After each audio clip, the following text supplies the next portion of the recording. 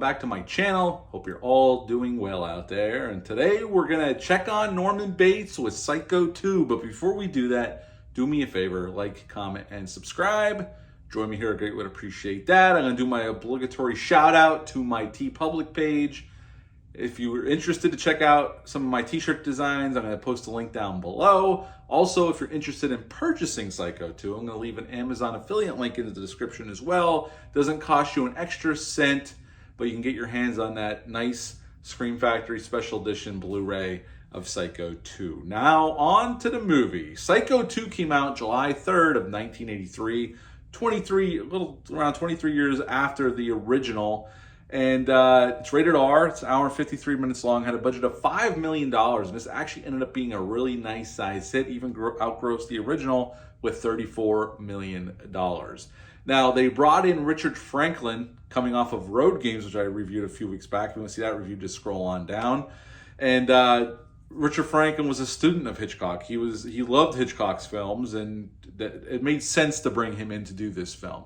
This film was written by none other than Tom Holland, the gentleman who would give us Fright Night, the awesome, amazing Fright Night, Child's Play, Thinner, and other films as well. And we have Anthony Perkins coming back as Norman Bates. We see him getting out of the insane asylum. We see this court scene at the beginning. We'll get into it. Robert Loggia plays his doctor, Dr. Raymond, and I love him here. Vera Miles came back to play Lila Crane in this film, the sister of Marion Crane. Meg Tilly plays Mary, Lila's daughter in this film as well. Dennis Franz shows up to play a scumbag. Well, he's running the Bates Motel for Norman while he was away, and he plays Toomey, the scumbag motel manager.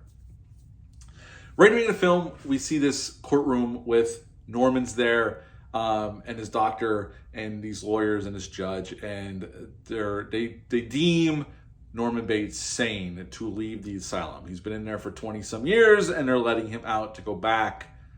Well, he chooses to go back to his house and run the motel. And even the doctor, Robert Loggia's character, even says to him, "Are you sure you want to stay? There's a lot of memories here, but you know how to handle it now." And I like their relationship. He really does care about Norman. He wants to see him succeed. He thinks he's gotten better. And honestly, Anthony Perkins, even in the first film, was always even very sympathetic, even though, because he's definitely a character that's flawed, obviously, but he's sympathetic because he's just a character that wants to do the right thing, but he has this thing inside of him that won't let him be just a normal person. And Norman always, even in the first film, had his odd tics, but he was a very nice and warm, welcoming presence until his mother's side would kick in, and the murderer's side. But we see Norman trying to get back into everyday life. He gets a job at the diner in Fairvale, and he fires Toomey eventually because he finds out that he's been using his hotel for just rent out for like people to get high and have sex and all that, and that's not what Norman wants. So he fires Toomey, and Toomey gets killed not too long after this. And he meets at the diner. He meets Mary. She's working there as a waitress. But pretty soon, he invites Mary to come and stay at the motel and move in with him.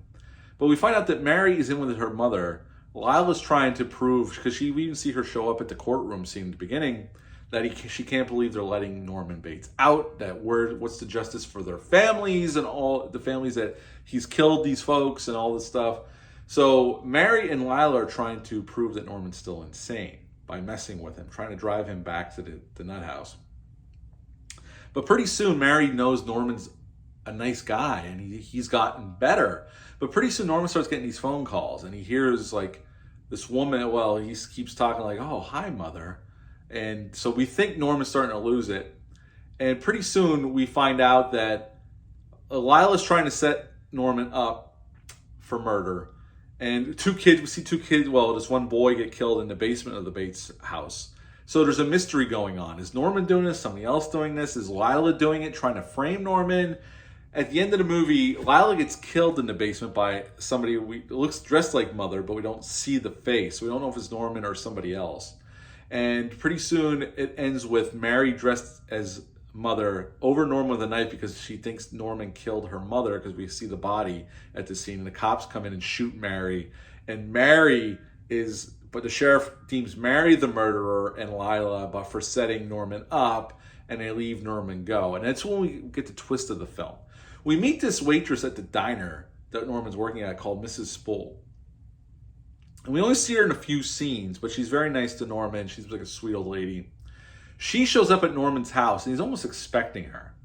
She comes in, she sits down, and she's going to drink tea, and she explains to Norman that she's his real mother, that she was taken away to the insane asylum, and he was taken and given to her sister, who Norman thought was her mother.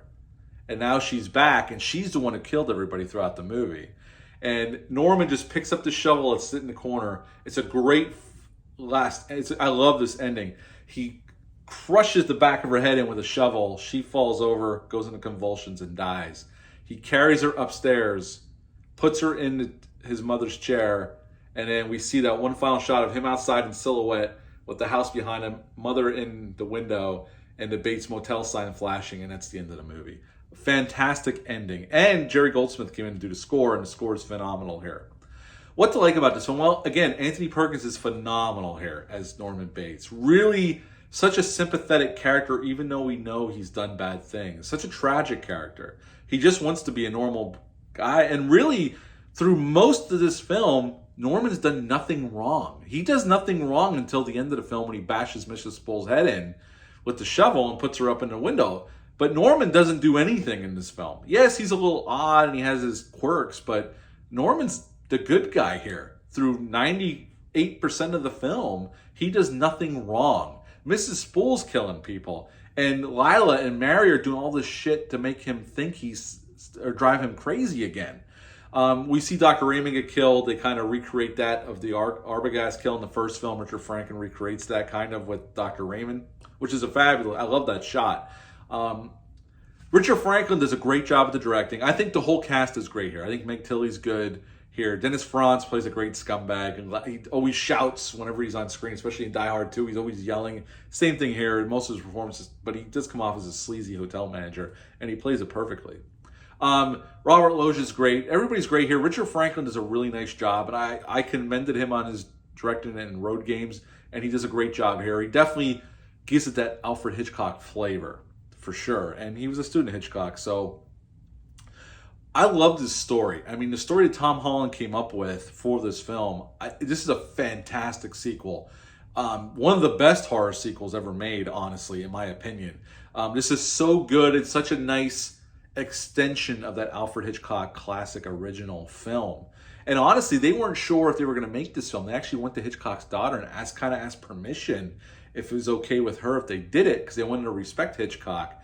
And originally, this was going to be a TV movie with almost Christopher Walken coming in to play Norman Bates. But then finally, Anthony Perkins agreed to do it. Universal gave him a little bit more money, and they made a theatrical film.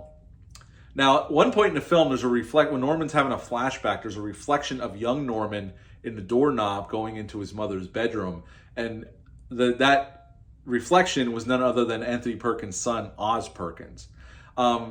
The original house set was used, the original house set that was built for Hitchcock's film was used in this film, but the motel had to be reconstructed because it had since been disassembled. There's a scene where Mary Loomis and Norman go into Mother's bedroom, and if you look closely to the far right of the screen, when they go into the room, there's the silhouette of Hitchcock off to the right. You can see it for a split second.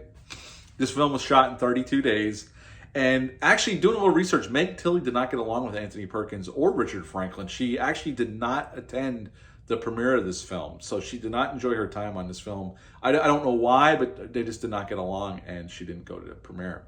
At the end of the day, this is an amazing horror sequel. Definitely a very worthy follow-up of the original Psycho. So at the end of the day, I'm going to give this one a 9 out of 10.